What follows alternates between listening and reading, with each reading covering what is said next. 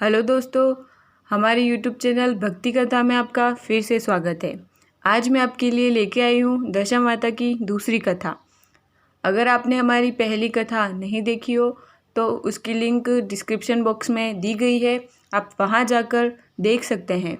अगर आपको हमारी कहानी पसंद आए तो हमारे वीडियो को लाइक करें, हमारे चैनल को सब्सक्राइब करें और वीडियो को शेयर करें। आइए शुरू करते हैं। एक राजा थे, उनकी 2 रानियाँ थीं। जेठी रानी को कोई संतान नहीं थी, किंतु छोटी रानी के एक पुत्र था। राजा छोटी रानी और उसके पुत्र को बहुत प्यार करते थे। यह देखकर बड़ी रानी को डाह और ईर्ष्या होती थी। वह सोतिया डाह के कारण राजकुमार के प्राणों की प्यासी हो गई थी। एक दिन राजकुमार खेलता हुआ अपनी विमाता के चौक में चला गया। विमाता ने उसके गले में एक काला सांप डाल दिया। राजकुमार की माता दशा माता का व्रत करती थी। वह लड़का दशा माता का दिया हुआ था। अस्तु दशा माता की कृपा से लड़के के गले में पड़ा हुआ सांप आप ही सरक कर भाग गया।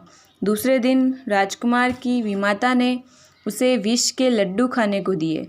वह लड्डू लेकर जो ही खाने लगा त्यों ही दशा माता ने किसी दासी के वेश में प्रकट होकर लड्डू छीन लिए। विष देने पर भी लड़का नहीं मरा। तब रानी को बड़ी चिंता हुई कि किसी न किसी तरह इसको मारना चाहिए। तीसरे दिन जब राजकुमार पुनः उसके आंगन में खेलने गया, तब रानी ने उसे पकड़कर गहरे कुएं में डाल दिया। यह कुआं उसके आंगन में था, इस कारण किसी को कुछ पता नहीं चला कि राजकुमार कहाँ गया या उसका क्या हुआ।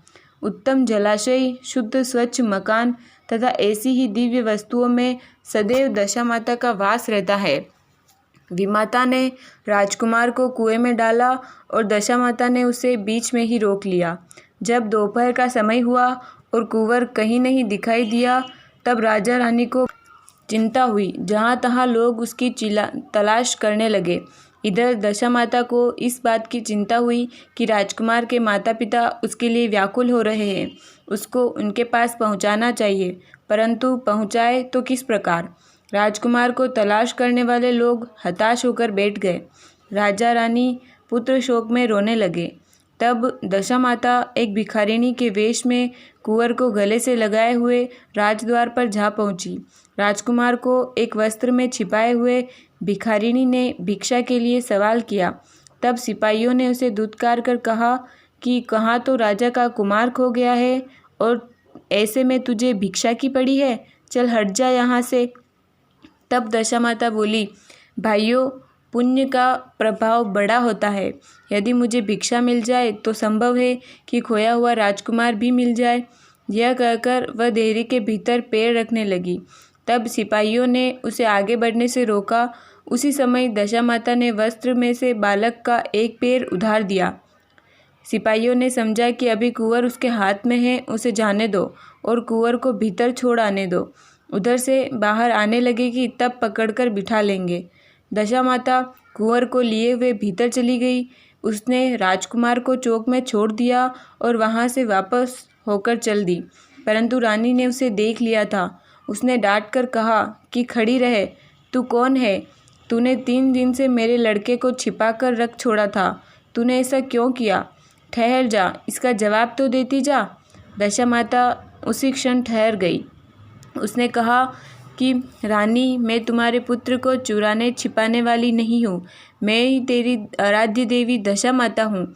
तुझे सचेत करने आई हूँ कि तेरी सोच तुझसे ईर्ष्या द्वेष रखती है, वही तेरे पुत्र का घात करने की चिंता में रहती है। तुझको उचित है कि अपने पुत्र को कभी उसके पास न जाने दे।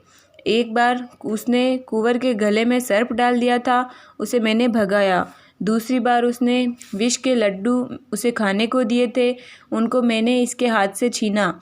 अब कि उसने इसे कुएं में डाल दिया था, सो इस बार भी मैंने इसकी रक्षा की। इस समय भिखारिन बनकर तुझको चेतावनी देने आई हूँ। तब रानी भगवती के पैरों में गिर पड़ी। उसने विनीत भाव से प्रार्थना की कि जैसे कृपा करके आपने साक्षात दर्शन दिए, वैसे ही अब इसी महल में सदैव रहिए। मुझसे जो सेवा पूजा बनेगी सो करूँगी। तब दशा माता ने उत्तर दिया कि मैं किसी घर में नहीं रहती।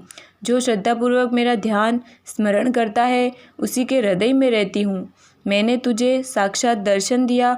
इसके उपलक्ष्य में तुम सुहागिनों को न्योत कर उनको यथाविधि आदर सत्कार से भोजन कराओ और अपने नगर में तथा राज्य में ढिंढोरा पिटवा दो कि सभी लोग मेरा घंटा लिया करे और व्रत किया करे। यह कहकर दशा माता अंतर्ध्यान हो गई। रानी ने शहर भर की सौभाग्यवती स्त्रियों को निमंत्रण देकर बुलाया। उबटन से लेकर शिरोभूषण श्रृंगार तक उनकी यथाविधि शुश्रूषा करके गहने आदि देकर आंचल भरे और भोजन कराकर विदा किया। शहर और राज्य में भी ढिंढोरा पिटवा दिया कि अब सब लोग दशा माता के गंडे लिया करें। जय दशा माता की।